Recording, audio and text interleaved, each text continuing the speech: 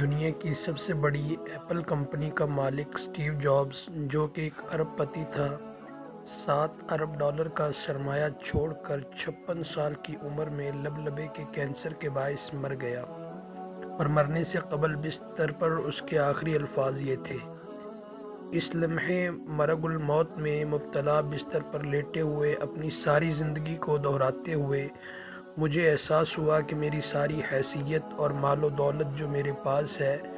موت کے سامنے بیکار ہے۔ آپ کسی کو گاڑی چلانے کے لیے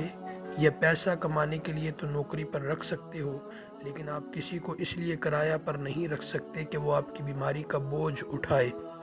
ہم جیسے جیسے عمر رسیدہ ہوتے ہیں، عقل مند بھی ہو جاتے ہیں، اور ہمیں آہستہ آہستہ احساس ہوتا ہے کہ چاہے گھڑی $30 کی ہو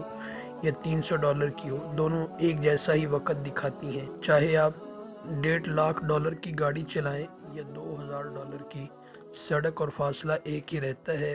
اور ہم ایک ہی منزل پر پہنچتے ہیں۔ تو اللہ تعالیٰ ہمیں یہ باتیں زندگی میں ہی مرنے سے پہلے نصیب فرمائیں۔ اللہ ہمیں آخرت کی تیاری کی توفیق عطا فرمائیں۔